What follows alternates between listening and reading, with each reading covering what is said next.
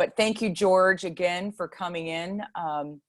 We so appreciate your energy and your presence and what you're going to bring to the table. I've known George for a long time, as I mentioned before. He was my boss back in another life, and we've stayed connected. He's been an amazing mentor to me. So I'm excited about the energy that he's going to bring. And then again, a special welcome to Pete Lippert, who's a representative of the solar industry with Beacon. Pete's going to be a future guest with us talking about the game-changing solar space and what he's doing to elevate that game. So without further ado, let me give it up for George, and we'll sit back and enjoy the ride. Thanks, George. Okay, we're here today to talk about transforming your future. But before we go to that, a little bit about where I came from. Some of you were around last week when we had to reschedule for this week. By the way, thanks for coming back. And anyone that wasn't there, you didn't miss a ton, because but you know, right. Last week I commented about having been born in California and then raised in Buffalo, and made a joke about, you know, bad decisions, but started me on a path of wanting to do and be more, because I had landed in a school that challenged every kid to do and be more. And that qualified me over time to land at West Point, and doing that qualified me to serve in the U.S. military for a good number of years. And learning those leadership skills qualified me to go become a leader in project management and technology, and now in drug development and clinical trials. The fun thing about it is, if I had known 10% of the stuff I know now back then, wow, would that have been a game changer for me? And that's not to say I didn't have encouragement in education. I had loads of it. What we're going to talk about today are things you can do right now to change your 15, 20 years ahead.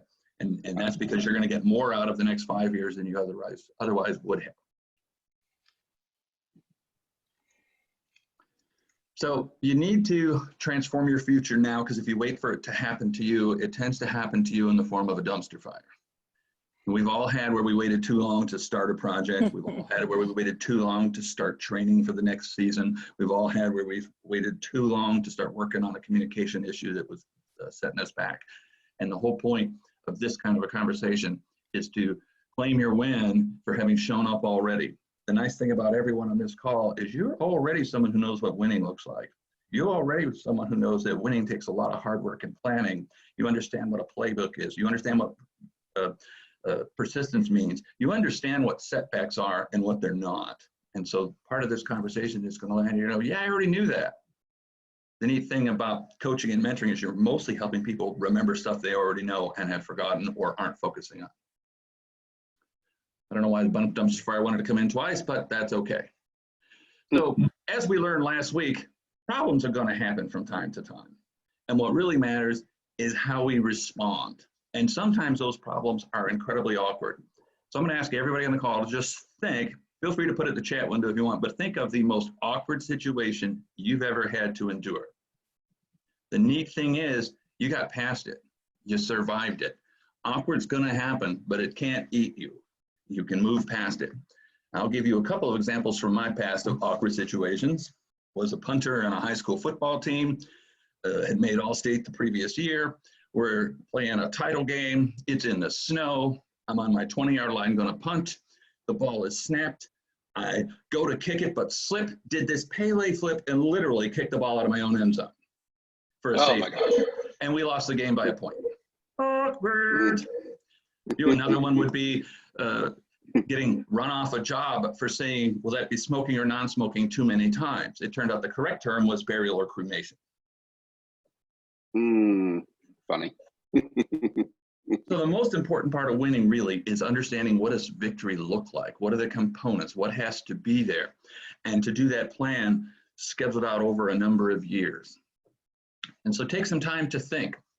And this is homework that you can take away and then work with athLEDA on later after you've actually answered all these questions for yourself. What do you want to accomplish in 2020? I know get out of lockdown is one of them, but you know, what do you want to get done this year before this year is all said and done? What would a great 2021 look like?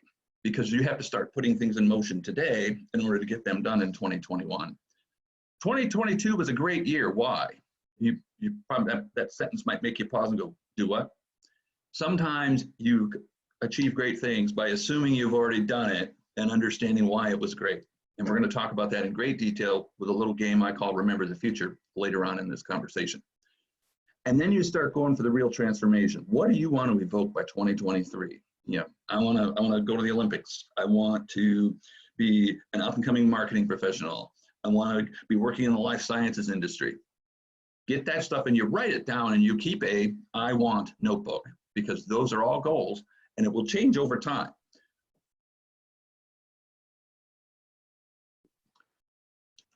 Now, the problem we have is sometimes the worst enemy is us. We met the enemy and they were us. General George Patton, 1943, when he took over the Third Army in World War II, he found that his own people and himself tripping over each other was actually slowing them down, and he had to stop, refocus, and get people moving in the right direction. So you have to do that by avoiding assumptions. It's very easy to just assume things. You want to check with experts. You want to leverage lessons you and others have learned. You want to give yourself permission to fail. And one of the things that assumptions can do is it can cause you to fall victim to fear, false evidence appearing real. In my first job out of the military, I had a great idea that would have cut a business process from 2 weeks to 2 minutes just by automating a file transmittal. But I'm the noobsicle. They're not going to listen to me, so I didn't bring anything up. Well, about 6 months later, my boss is complaining, I wish we could get these file transfers to happen faster. I said, well, you know, we could just automate it. How do you do that? And I explained how to do that. And he said, why didn't you tell me that before? Well, I just assumed I was the new guy and you wouldn't listen to me. Well, that was dumb. Never assume that you're going to be told no. Make people tell you no. And when you're looking at ideas for action, use your brain. Understand the benefits, the risks, the alternatives, intuition. And sometimes nothing is what you should do, because after you've gone through all that, you go, that's an awful lot of effort for very little bang. I love when I do that. Get back in, boys. Now, failure. As high-performance athletes and young leaders, you already know that sometimes fail. No one has won all their games. LeBron James has not won all his games. But when something doesn't work, he takes that one back to the gym and works on it until he can beat it. And that's what all of us need to do.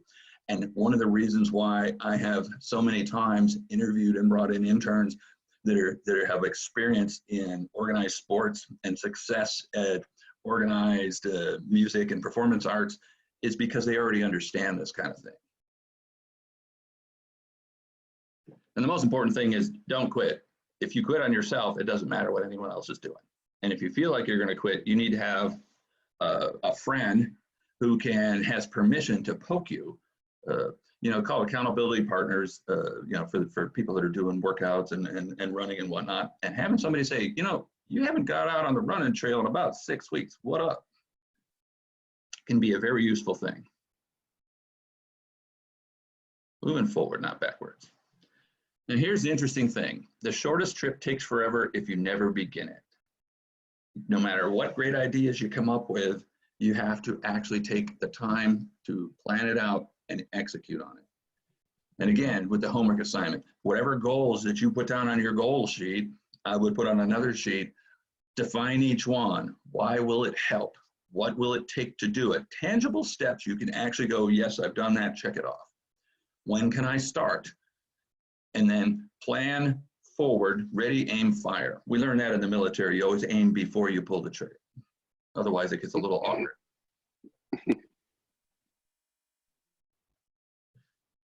Now, this is a quote from science fiction called "Something Wicked This Way Comes," and it's about a small town, and there's a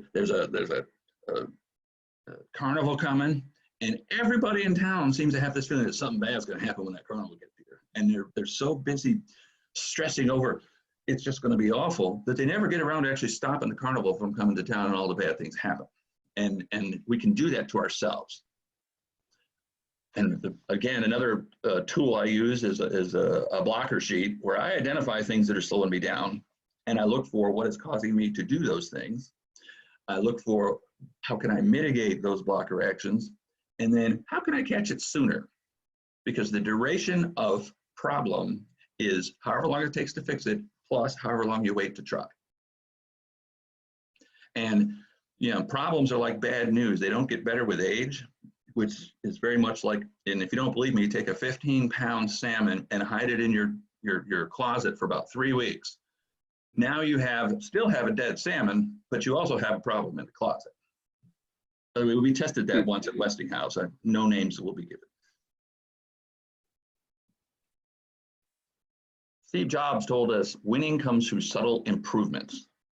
So keep track of what you're good at today and understand, how could I improve that? Inventory those positive attributes, understand why they are positive, understand how you can both improve them and leverage them elsewhere in what you do, and which improvements are going to help most, and prioritize.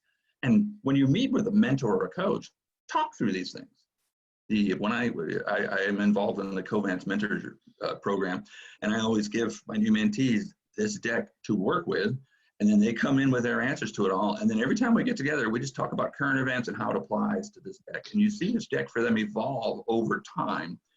And at the end of the year, they don't recognize themselves. They go, I can't even believe I communicate so much more effectively. I know where I'm going. I know how to take charge of stuff. I know how to own responsibility. If you're constantly looking for ways to improve, then that's going to go well. Now, the path to transformation begins with clarity. You have to know what you're trying to do. And there's a thing a colleague of mine named Christopher Avery calls operating from choice. And you go, what could that possibly mean? It's like I tell people that work for me, if you don't want to come to my meeting, it's your choice. Don't come to the meeting. There may be repercussions, there may be content you will miss, but you need to operate from wanting to be there. And I often start a meeting asking, does anybody have something living in their head not paying rent that's going to distract them from what they're trying to do? You can use that on a personal level. If you go, one of my blockers is I get upset and distracted with things. Build yourself a parking lot. What's a parking lot? It's, again, another little piece of paper somewhere in a notebook where you write down, here are things that are bugging me that I will get to, but I don't need to think about them right now. It's important, not urgent. Having a big picture and working toward it, that's where that whole long-term planning comes in, because if you're not trying to get somewhere, the chances of actually arriving there are pretty small. And you always want to keep track of what's going well and what doesn't. And possibly in some future occasion, I'll teach you a little exercise called the sailboat, where in 15 to 20 minutes, you or a group of people can go look at a project, process, tool, goal, and evaluate what's making it go better, what's slowing it down, what could sink the whole idea, and what course changes do you need to make to not hit the rocks with your sailboat. Now, one of the things that often gets forgotten, and it definitely gets forgotten in business environment, so here's a lesson for the business environment you can learn today. Transformation impacts everyone associated with it, and you have to include all of them. An example for building your career goals, if your career goal is, I want to do marketing in France, well, that's going to impact people other than just you, like your family. I'm going to live in France. Okay, you might want to socialize with them well in advance of doing that and not just surviving with it. Transformation is not trivial or free. And in the case of up-and-coming professionals, there may be certifications you want to get. That takes time, it takes money. There may be experiences you want to have, like internships in a particular industry. When you apply for internships, always remember you're interviewing them too. And if the interview makes you feel awkward, what do you think you're going to feel like when they're no longer on company manners? And I have turned down job offers because I just didn't like the way the interview was presented, and even though it was a great opportunity, because someone that is of a better culture is going to make a similar or better offer eventually. And always focus on having effective communication. And when you find, wow, that meeting didn't go well, or that conversation went really poorly, pause for a minute and then come back and talk to people, or the person go, hey, you know what? I just don't like the way that landed. Did you appreciate the way that conversation landed? No. How can we communicate that more effectively? What could be different? And be willing for them to poke back and go, well, you came out and instead of asking how I was doing, you just dropped an ask on me. you know, and depending on what part of the country here or part of North America you come from, that could be important or not. If you're from New Jersey, it's mission, mission, mission. They don't care about all the niceties. If you're from the Midwest, hey, John, how are you? Hope you had a great weekend. Hey, I was wondering if you could maybe help me with this little problem. Two completely different ways of communicating the exact same thing. And you want to know how to read your room and understand if your communication style is holding you back. Now we have a thing called Remember the Future. It's defining what future success looks like. Now I was kind of toying around with a lot of possible examples we could run through with this, but I decided something that probably everybody on the call is familiar with and appreciates from time to time would be Thanksgiving dinner. Our goal is to have the best Thanksgiving dinner and day ever. And this process says, okay, let's assume we already did it. It happened. We're 3 months down the road. What did we get out of? What were the benefits out of that Thanksgiving dinner? And if you start thinking about that, you go, well, the benefits are no one was killed. The food all got eaten. Everybody wants to come back next year. You know, we had a great time, et cetera, et cetera. All those benefits from having prepared and served and a big family meal. And then you can ask yourself, what are the attributes? The presence or absence of these attributes deliver the benefits. Well, I'm sure everybody here could write down a bunch of things on, you know, what needs to be present or not present in order for that dinner to be spectacular. And once all that information is down, you then go, great. Capabilities. What capabilities? What has to be true in order to get those attributes which deliver those benefits? And people can generally figure those out. I do use this exercise in the business environment constantly, especially when I have a confused room that can't figure out how to get past an obstacle. And then you go, what tasks do we have to do in order to make these capabilities come true? Have the capabilities, attributes are in place, benefits received. Then you always have to remember what could go wrong. What are the risks? What do we have to mitigate? What do we have to stop from messing us up? Like, oh, I don't know, forgetting to buy the turkey. That'd be a big, you know, showstopper for a Thanksgiving dinner. And when you're done with all of this information gathering, you have your idea, you have your return on investment, you have what victory looks like, you have tasks and actions that someone can do to make it all happen, and you have what could go wrong and what you're going to do about it. And in the project management world, that is the basis for an entire project proposal right there. And at Covance, we will do these type of exercises when we want to propose up to the senior executives a major change or a major project. And I have used this on personal talent development with team members. I have used this for team growth. I've used it for product development. I've used it for marketing work. You know, when I'm trying to figure out what is the statement that the product owner is trying to make. And if you walk yourself or your team or someone you're mentoring through this, you're going to come out with a concrete plan on how to get where you can go. And if you find there are holes in it, that's when you sit with a mentor or a coach and go, here's what I have. What do you think? Now I'm going to pause there and ask if we've got any questions in the field.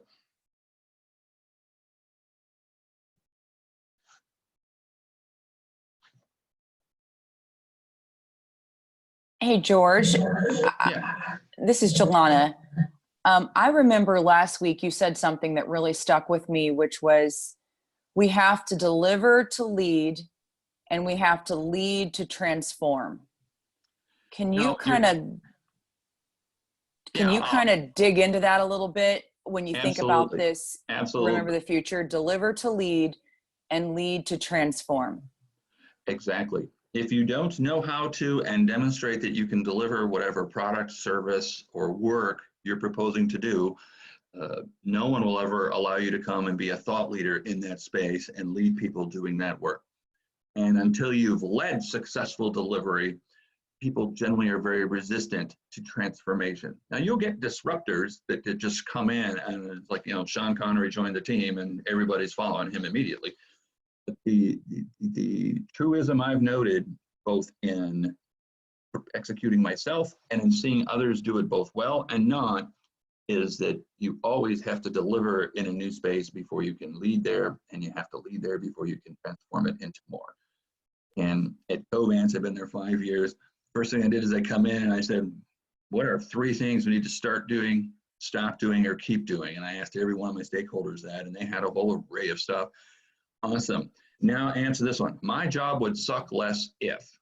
And everybody had a lot to say about that one. And I took that back to the shop and made a coherent list of things, and then started ideating what could change that and move the dial, and then came back with actionable stuff that me and my team at the time could do to eliminate some of those pains and annoyances and give them capabilities that they just didn't have, that they needed to do their clinical trials work more effectively. After about a year, they started throwing extra teams at me to lead. So I went from just delivering change to leading it. And then, last summer they said, you know what? Enough of this 45, 50 people. We're going to give you 6 departments located around the world with business operating in 5 laboratories in Asia Pacific, Europe, North America. And we'd like you to process 99 million test orders and results in the clinical trial space a year. Can you do that for us, please?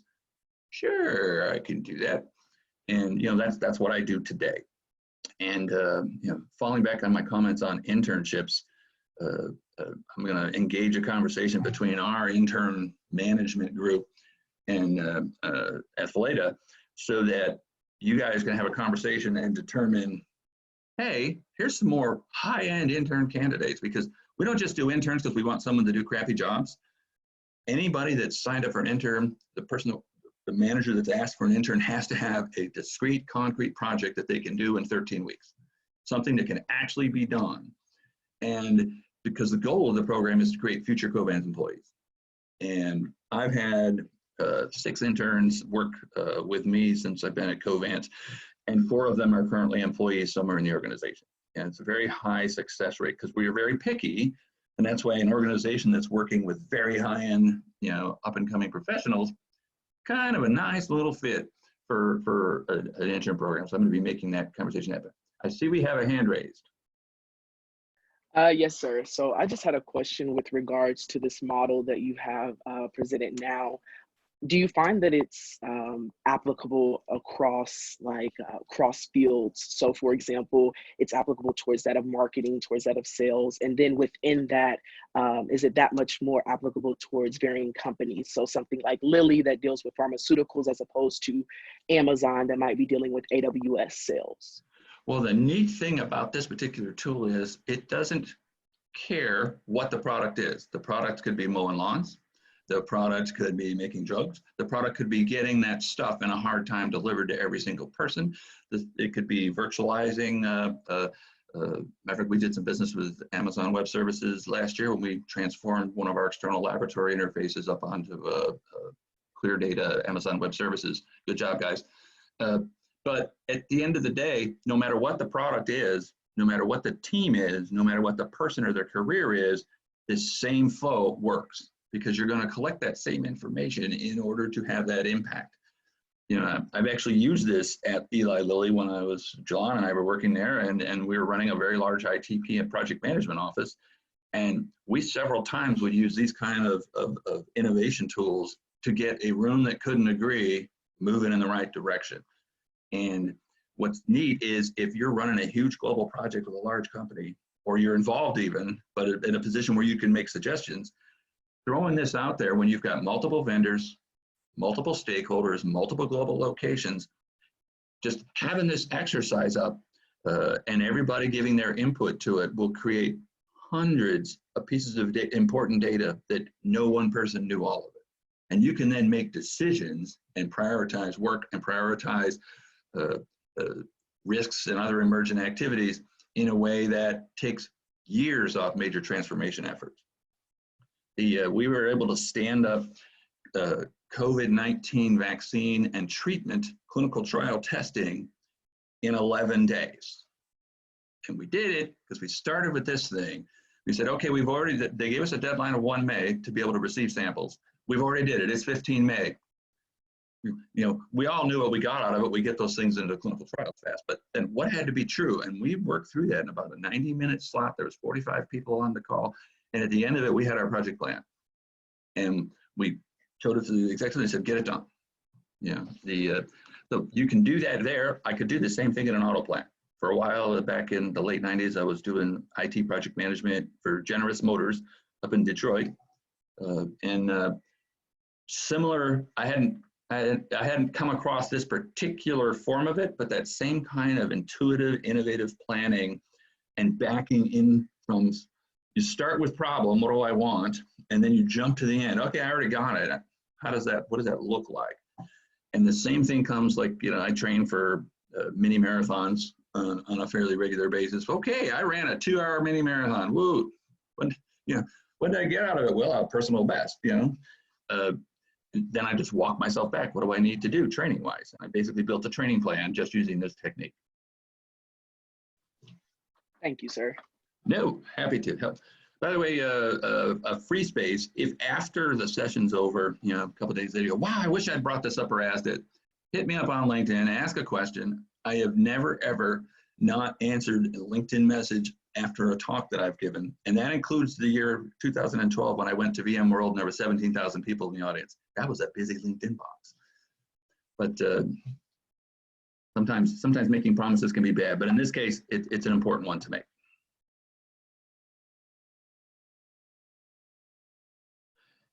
Now, something I like to do that can often be helpful is 5 and 5. And this will probably take longer than 5 minutes because there's some fairly big chunks of information on here. But any time I get in front of a group of people, I like to hand them 5 things they can leave the meeting and start using right away.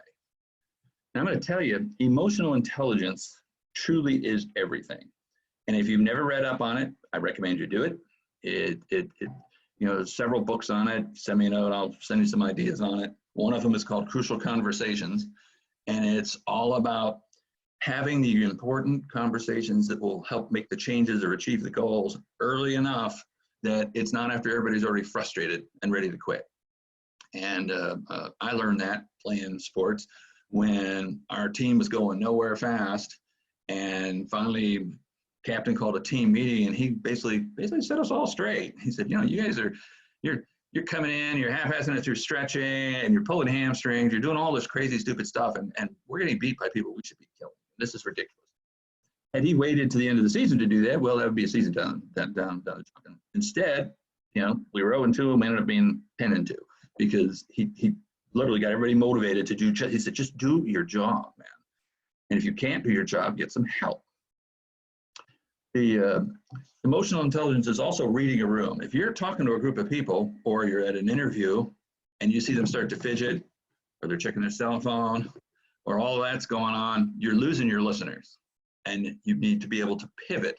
And it takes time and experience to be able to pivot a conversation, but that can be a very important thing to do. Another thing I would tell you, and I'll tell you right now, Jelana is really good at this one. It's one of the things that impressed me because before she worked for me, she was working for another company athLEDA, and she was doing a great job on a nearly impossible task. I mean, they basically threw her company at, this was never going to happen in a million years. And she basically said, hold my beer. And with good coordinated, facilitative, innovative drive, led upwards as the vendor to the customer leadership and got them to pivot off of their hard spaces. And I watched the impossible project get delivered and I had a coffee with her. I said, if you ever would like to pursue something different, our PMO was growing. We're at 100 and we're going to be at 200 before the end of next year. Give me a buzz. And about 6 weeks later, she said, buzz. She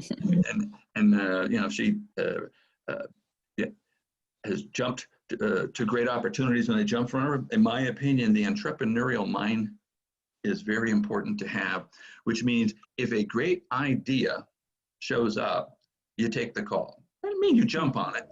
You go through your decision-making process. I remember when Jelana was needed to leave my team because she had an incredible opportunity fall in her lap. She's very nervous, and I said, if you didn't take that, I'll hit you with my shoe. That's a great opportunity. Get over there and work for that guy. Take that promotion. He had one of my managers came up to me 2 years ago, and he said, "There's this great opportunity over in the business side. Would you be offended if I were to apply for it?" You'll get hit by my chair if you don't. Come on, man. I said, take the job. I said that you've spent years meriting a shot at it. Even if you don't get it, you put your hand up and said, put me in, coach. And that really matters because now more people are going to know your value than did before you entered it. So don't be afraid to stretch for an opportunity. And leading upwards sometimes is going to the boss and going, hey, I know we're doing it this way in this thing. Have you considered possibly maybe we could do it this other way? Because the data or the situation is telling me something different than you might be getting. And Alana could probably tell you there was 2 or 3 times where she came in with just that kind of conversation. I said, let me take that one back to the shop. And I would go back and look at it. Not wrong. Okay, yep, we're pivoting, everybody. Alana, by the way, your prizes, you're now in charge of that transformation. There's always a punishment for being right, you know that. A truth, and this is whether it's someone that's working with you or somebody that owes you something or somebody that needs to deliver part of a project if you're on a group project. When something that's supposed to happen doesn't happen, it is can't or it is won't. The tough part for you, and here's where emotional intelligence comes in, you got to figure out which it is.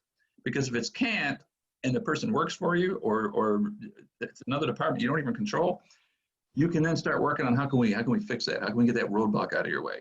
And if it's won't, you got to figure out what the resistance is about. Because that can get awful frustrating, awful fast. Trust but verify. Like when you delegate a task, you know, we've all had group projects where everybody's got their piece of the work that they have to do. And if you're the lead on it, give out all the tasks, check back in, not like a bill collector micromanager, but just, hey, how are we doing? Everything good? And be very approachable. And you trust that they're going to get it done, but you verify that progress is being made. Because important safety tip in surviving in business, never let senior executives get surprised by a project being in a great shape and suddenly down in the dumpster. They get really cranky because that means it went from great to awful and they didn't get to impact it and try and save it. Goes back to that bad news, never ages well. And another free one here, any opportunity that requires you to spend money and is not an actual investment is a scam. Run, do not walk. Education, that's an investment. Training and certification, that's an investment. Interning, that's an investment in yourself. You know, stock market, if it's an actual licensed broker, that's an investment. Although it's not as much of an investment these days as it was, but I digress. But so many people will tell you, hey, if you pay me $3,000, I'm going to get you all polished up for your interviews and we're going to nail you interviews with the top 50 companies on the planet. The minute they cash your check, they don't need to help you anymore because you've already paid. And any company that does that is not going to help you, and stay the heck away from those guys. And they'll come out of the woodwork, trust me, especially once new graduates get posted, those graduating class lists get posted. You're going to have people reaching out, and not every one of them is legit. Check something here. Okay, well, apparently not. Chat, lots of chats. Okie dokie. So that's my Fast and Five. I wanted to also kind of throw a poll out here, which is on the computer that went to screensaver. If I were to do another session with this group before we just start talking, and just throw any leadership question at me you want, because the session's about you guys more than it's about me. But first, there are 2 subject matters that I have in the can that seem to work well that I'd happily work with you on. One is hearing the confused room, whether it's a team, a product, a project, people you're working for or with. And then the other one is finding your energizing purpose, finding that purpose that will cause you to have your A+ game up every minute of every day. And those are 2 fairly good mentoring sessions. And if I'm invited back, I would probably want to do one of those 2. And I'd appreciate from this group knowing where you land on that. So George, this is Jelana. Can you give us a bit more meat on like the navigating a confused room? I know you and I talked a little bit about being able to have emotional intelligence in a virtual setting like this one, and some very specific qualities and tactics that we can use while navigating a room where you have folks that are remote. I remember that. Absolutely. And then the second one that you just mentioned, could you just give us a little bit more context? Because I'd like everybody to chat, to use the chat box to just write in, I like the idea of topic 1 or topic 2. As George is describing them, we certainly would love to have him back and bring this into like a series of events. So get your chat bars ready so we can get some good polling from the audience. Thanks. Absolutely. There are about 8 criteria that, if aren't handled well, will cause a team organization to spin and never actually get a project on, never actually get a product developed and delivered, never actually get a goal achieved. And the Hearing a Confused Room walks through things that kill. It was originally written for technology projects, but I found it actually applies to everything. Turns out everything's a noun. You'll find life is about noun management, people, places, and things. There are about 8 places that if you don't take that into account and react appropriately, it can really blow you up. And then for each one of those 8, there's a specific technique you can use to overcome those potential gaps. And each one of these 8 have a real world example of a company, a place, a group, a team that didn't do it right and it blew up, and then that did another one that did it right and it went well. And kind of an energized conversation. And energizing purpose, well, energizing's in the topic, you figure that would hopefully be energizing. But that is about what really motivates you to do what you do. And before I came to Covance, I was leading the Midwest's largest project management practices as its executive director. Before that, I was a chief information officer at an insurance company processing $500 million a year in revenue. And somebody said, what in the world did you go to Covance for? Well, I actually talked to somebody who said, man, you got to figure out what you want and you got to figure out the why. Well, to me, that's the energizing purpose. And I realized that the thing that attracted me by life sciences so much and wanting to improve and change and innovate in it was my youngest son had health problems since he was born. And over the course of 16 years now, he's had 15 diagnoses, 31 different treatments and medications, starting from as a newborn with a minor stroke. And every one of those therapies came through Covance Central Laboratory. Every one of those medications were in a Covance clinical trial. And that's just one family. You know, he wouldn't be here. Matter of fact, he did a video for LabCorp that, he basically thanked everyone at LabCorp and Covance. But he says, hey, without you guys, I wouldn't even be here. And to me, that was an energizing reason to get involved in that business, stay involved in that business, and help move it to a new level. And that I was always good at what I did. Jelana said some very nice words from when we worked together before, but I think my game went up by an order of magnitude when I actually found out what that energizing purpose was and dove on it. And it made a pretty big change to do it. And now I'm finding myself, matter of fact, I need to update the LinkedIn, that title is no longer accurate. But anyway, because I'm transforming, they're throwing more stuff at me, and you find yourself being able to transform, improve, and innovate in larger groups of influence.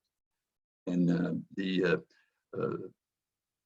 end goal was to help deliver medications and therapies that are critical to saving lives faster.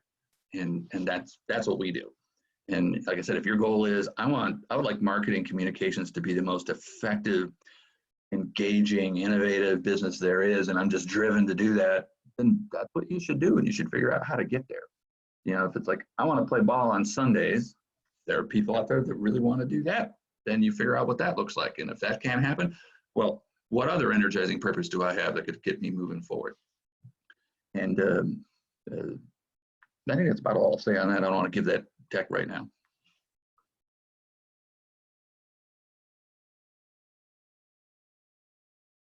Seeing some topic 2. So does anybody have any just general leadership questions or commentary they might like to offer. Hey George, it's Blair. I live by rule number 4 a lot in my career.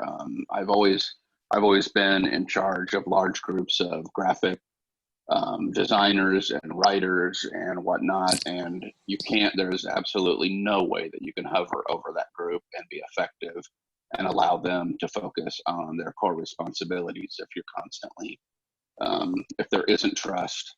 So building that trust with your team and being able to say, look, here's your widget that I need you to crank out. It's due at the end of the week. Go for it. Check in a couple of days, ask for a proof, see what's going on, ask about whether or not things are on target. But there's absolutely no reason, if you have trust in your team, if you have to stand over them and constantly Exactly.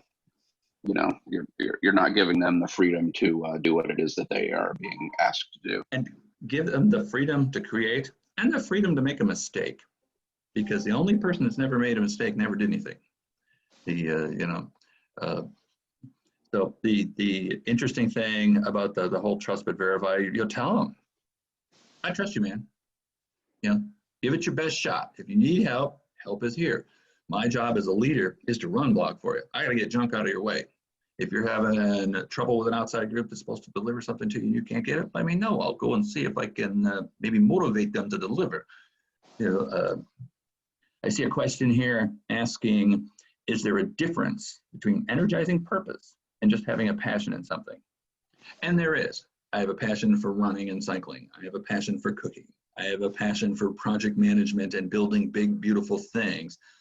I have a passion for transformation and mentoring and talent development. Feel very strongly about all of those. My energizing purpose is in bringing the best possible healthcare to every human on the planet as fast and as inexpensively as we possibly can do it. Because there is no future if none of us are here. And to go back to one of the questions Shalana asked, and I'm not sure I really answered well, was about how do you do the emotional intelligence in a virtual environment? One, at Covance, our cameras are on when we're in a meeting. And when we're, and our IMs are off and people are present. Matter of fact, we actually have a little meeting ceremony on my direct reports where we go, is everybody all in? 1, 2, 3, everybody says all in. And if someone says, nah, I got a problem. What's your problem? This, that, and the other thing. Can you deal with it later? No, it's gonna bug me. Okay, why don't you check out of the meeting and go take care of that, then come on in when you're ready. And we give people permission to deal with the urgent so that they don't lose track of the important.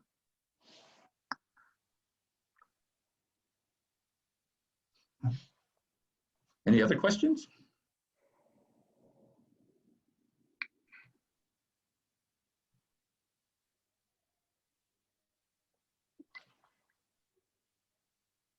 George, could you talk for a few minutes about what kind of opportunities you've taken to invest in yourself?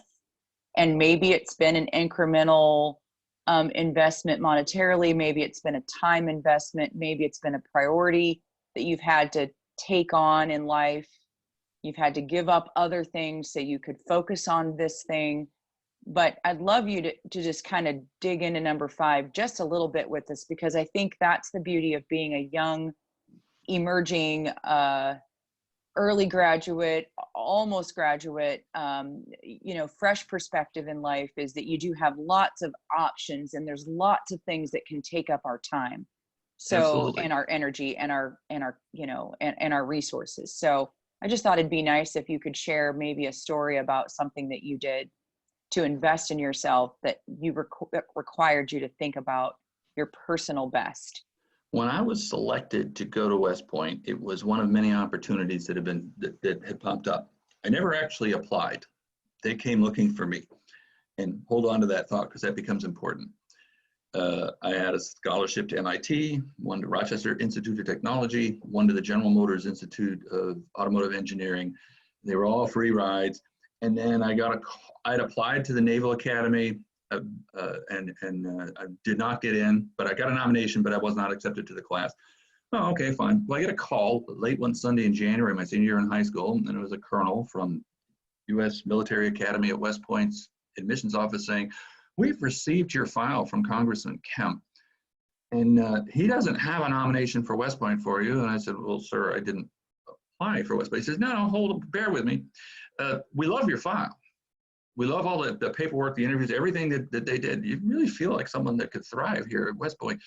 We have a vice presidential appointment that isn't going to get used. Would you be willing to accept that?" Yes. And you know, so I got nominated by the vice president and went through their process. And then when about the time all the offers were coming in, I kept coming back to, they called me. They came to me. They looked at what and who I was and wanted me to be there. They're all good opportunities. And that is going to be tough. I've heard West Point is like having, you know, $250,000 education shoved down your throat, a roll of quarters at a time, because they just really do feed you with a fire hose.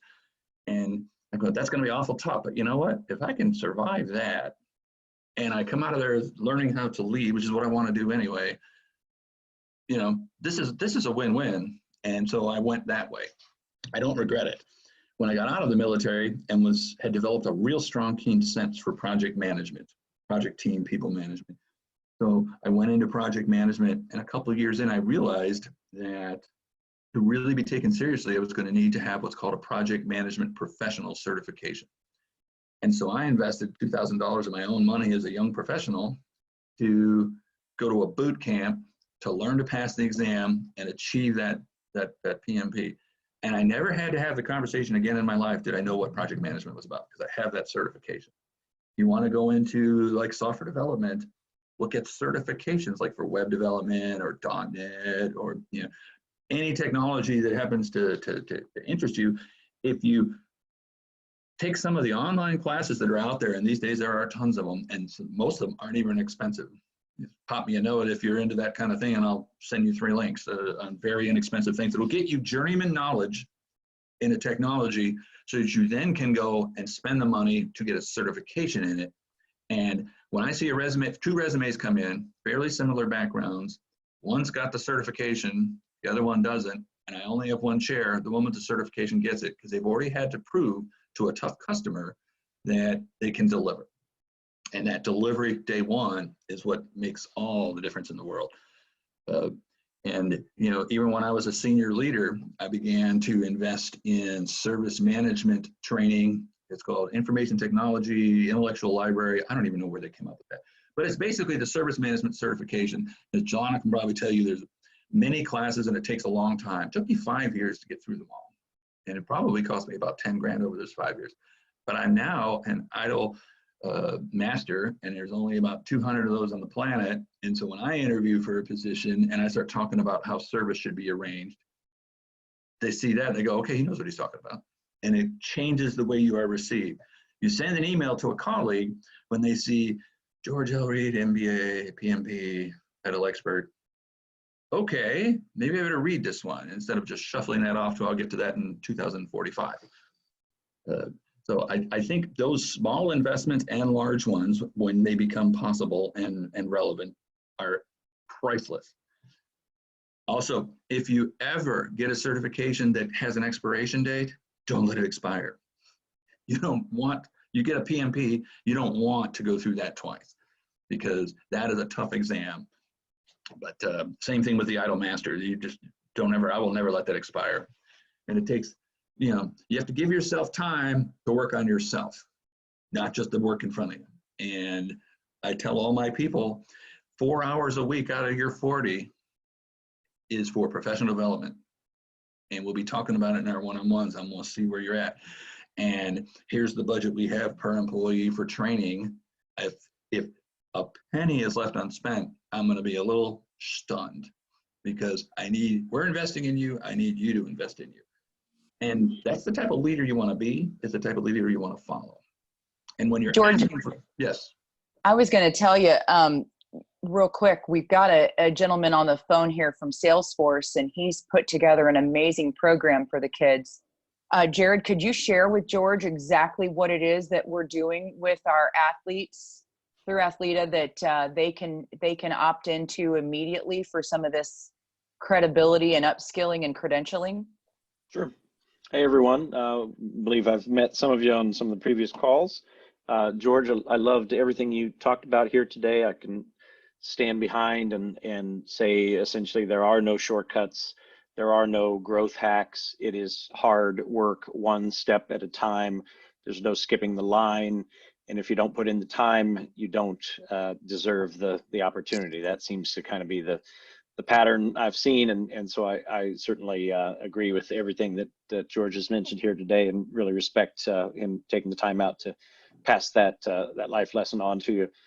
We have pulled together a number of trailhead teaching paths. You know, Salesforce has done a great job of putting together some incredible training that's online. We've built a path for everyone, and that path essentially has all of these pieces that we really need you to get through, go through these different training courses. They're talking about leadership, they're talking about culture, they're talking about the various tools that are critical to conference or to excellence management, having these different and various Salesforce skills, which are essentially a best of breed type of skill that can go anywhere, that can go anywhere with you. They're all in this trailhead that we've put together for you all.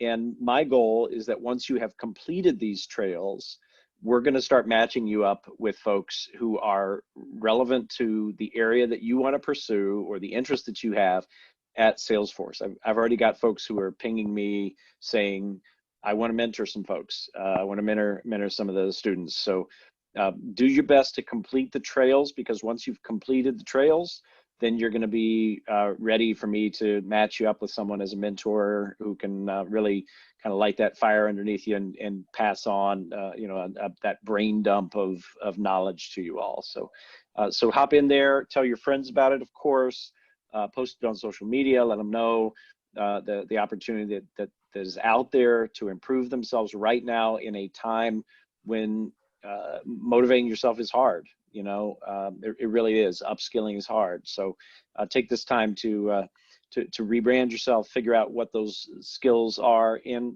when you get in and create your own trail in Salesforce, you can start searching through the various trailhead opportunities in there for anything you have interests in. Any of those classes that are in there are free. They're available to you. The trail we have built for you is specific to mentoring, but it doesn't have to be the only thing you look at. It's like opening a dictionary and just looking up one word. You know, always look up 2 or 3 or 4 different words while you're in there, right? So take that opportunity, and we've got some great future mentoring and connections that we can get you matched up with once you've completed that. So thank you very much, Jelana. Of course. Thank you, Jared. Thanks for the energy and the passion and the focus on getting those set up. For those of you who are on the call, if you'll take our survey that's listed on our front page on the nonprofit athleda.org page, we'll offer you 30 days of Salesforce training completely complimentary. So you could probably get through all those early trails and then get into your focus areas in 30 days easily by dedicating the 4 hours a week that George recommended.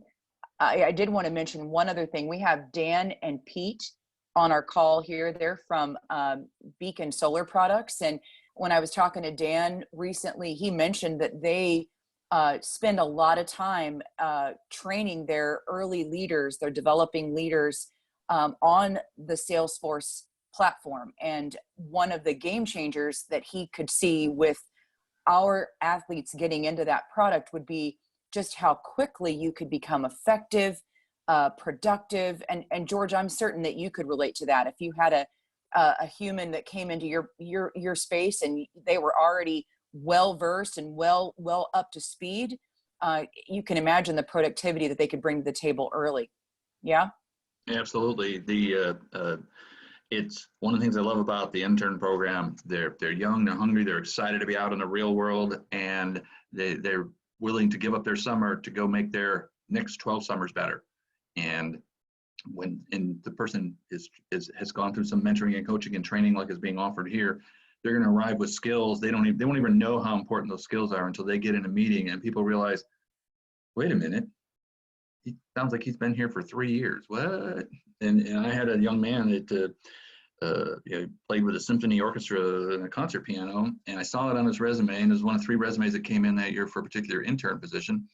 And I decided I was going to interview him because, well, music, you understand patterns, you understand practice, you understand hard work, you understand how to read your audience, you understand all these things that are very important to me as a senior leader. And so we talked, and he seemed really sharp, and I brought him in as an intern. He overachieved on his intern project, and the following May, I made him an offer to come work full-time. He's still there over in IT, and he's the guy they go to when they have a problem no one can solve, because he says, "No, I can do this." He actually single-handedly, in about an hour, taught me to use a tool called Power BI, which is a data visualization tool where you can take any question about a data set and answer it visually. And he's done some things that have completely changed the way whole departments at Covance work, and the perception of that product that we do by the drug companies that are using us. And the kid's maybe 24 right now. I mean, you get some people come in and they're fast burners. You hand them all they can take until they say stop. I appreciate that. With that, George, I think we're going to close the call. I know it's right at the top of the hour, and appreciate you addressing our fast and furious and focused set of young people here. These are the game changers. These are the ones that are going to take their opportunities to the next level. Would love for all of you to reach out to George. Any information you'd like around Covance, Beacon, Salesforce, I'm here. You can reach me anytime. Looking forward to the next adventure that we'll have here next Friday this time, and we'll talk a little bit about mental strength is our next topic. Thanks so much, everybody. Awesome. Thanks, everyone. Thank you, George. Yep. Thank you so much. Thank you. Thank you. Thank you, everyone. Thank you.